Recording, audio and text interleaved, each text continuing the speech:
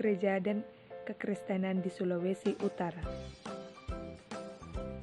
Kekristenan mulai diperkenalkan di tanah Minahasa oleh dua misionaris Jerman yang dididik di Belanda, yaitu Johann Friedrich dan Johann Squart, yaitu pada tanggal 12 Juni 1831. Mereka memberitakan Injil dengan diperingatinya oleh tanggal GMI sebagai Hari Perkabaran Injil dan Pendidikan Kristen di Tanah Minahasa. Gereja Masehi Injil di Minahasa adalah salah satu gereja Protestan di Indonesia yang beraliran Calvinisme. GMIM didirikan di Minahasa, Sulawesi Utara pada tahun 1934 setelah dipisahkan dari gereja induknya, dan sekarang Gereja Protestan di Indonesia pada tanggal 30 September 1934, GMIM dinyatakan sebagai gereja mandiri dan selama 8 bulan dipimpin oleh pendeta Belanda, yaitu pendeta Dr. D.E. Vrede. Kemudian, sejak pada tahun 1945, kepemimpinan diemban oleh pendeta pribumi dengan terpilihnya Dr. A.Z. Wenas sebagai pemimpin gereja tersebut. Pada tahun 2005, GMIM mempunyai sekitar 900 pendeta, yaitu 65% diantaranya adalah wanita yang melayani 818 gereja lokal, yang dibagi oleh 101 wilayah. Pada zaman Portugis, usaha penyebaran kekristenan di Sulawesi Utara, Singir dan Talaut juga telah diusahakan. Tahun 1560-an, agama Kristen telah mulai diterima oleh masyarakat di sana. Tetapi alasannya yaitu dengan sama alasan di Maluku, yakni terutama dalam rangka meminta perlindungan kepada orang-orang Portugis di Maluku untuk melindungi mereka, dan sebagai imbalannya yaitu mendapat perlindungan yang mereka berikan. Maka masyarakat tersebut bersedia untuk dibaptis dan menjadi seorang Kristen. Penginjilan pertama yang diutus oleh orang Portugis dari Maluku ke Sulawesi Utara adalah Diego Meseles, yaitu pada tahun 1568. Demikian hasil penjelasan saya. Selanjutnya akan dijelaskan oleh teman saya Novita Magdalena Siletoma. Baiklah, saya akan menjelaskan permasalahan yang terjadi sebelum berdirinya gereja di Sulawesi Utara. Pada tahun 1602, dibentuklah lembaga fungsi perkapalan oleh pemerintahan negeri Belanda, yaitu dinamakan VOC, yang mengatur pemerintahan negeri Belanda di seluruh daerah jajahannya, serta mengatur urusan gereja. Kehadiran VOC di awal abad ke-17 membuat misionaris Katolik tidak leluasa lagi menjalankan pekerjaan misinya.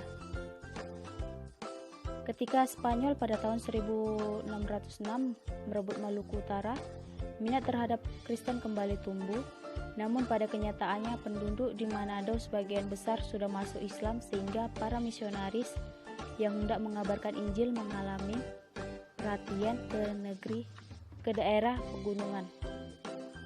Pada tahun 1644, kekalahan Spanyol menyebabkan kematian misionaris dan gagalnya usaha misi pengabaran Injil di Minahasa. Kemudian, Belanda mengusir orang-orang Spanyol dari Sulawesi Utara, sehingga orang-orang Katolik di tanah Minahasa berpindah menjadi Protestan. Pada tahun 1675, pernah ada pendeta datang ke sana untuk membantu perkembangan Injil di tanah Minahasa. Namun tidak lama kemudian ia meninggal di situ. Kemudian datang lagi pendeta lain datang ke sana dan menemukan orang-orang Kristen di Manado, hampir 500 orang.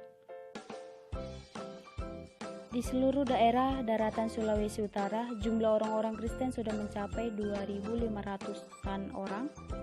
Berdasarkan data tahun 1705 di Sangir, Talaut, berkat hasil baik pekerjaan misionaris antara tahun 1628 sampai 1677.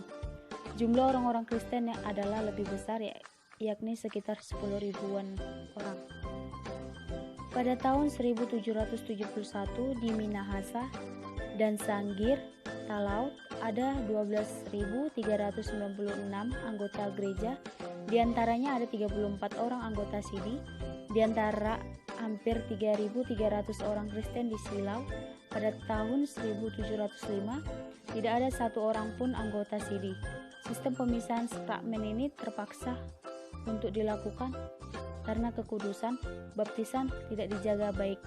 Maka oleh pendeta-pendeta yang berkunjung, calon-calon baptisan yang telah disiapkan oleh guru setempat diperiksa sepintas lalu ada kalanya pada satu hari saja dibaptis ribuan orang tanpa ada pendidikan, tanpa pemeriksaan, dan tanpa adanya pemeliharaan selanjutnya.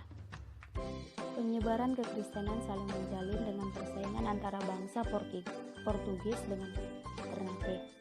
Pada tahun 1929 di kampung Tondai, Minahasa, bagian selatan, seorang perantau berasal dari tanah Jawa yang bernama Jalu Menta. Dia datang untuk memberitakan gereja Pentakosta di Minahasa. Pada tahun 1923 melaksanakan kebaktian pertama di Detrik, daerah Cepu, sekitar 10 orang jemaatnya pada saat berkembangnya gereja Pentakosta di sana. Dan pada tanggal 30 Maret 1923, sebuah toka penting perkembangan gereja Pentakosta terjadi, membaptis 13 orang. Pada tahun 1924 berdirinya gerakan gereja Pentakosta dan disahkan oleh Badan Hukum dan disahkan menjadi Badan Hukum pada tahun 1924. Demikianlah hasil penjelasan makalah kami. Demikianlah hasil penjelasan kami dari sejarah gereja dan kekristenan di Sulawesi Utara. Akhir kata, saya Nevi Julia Labora Panggabean dan teman saya Novita Magdalena Silitonga mengucapkan terima kasih atas perhatiannya. Shalom.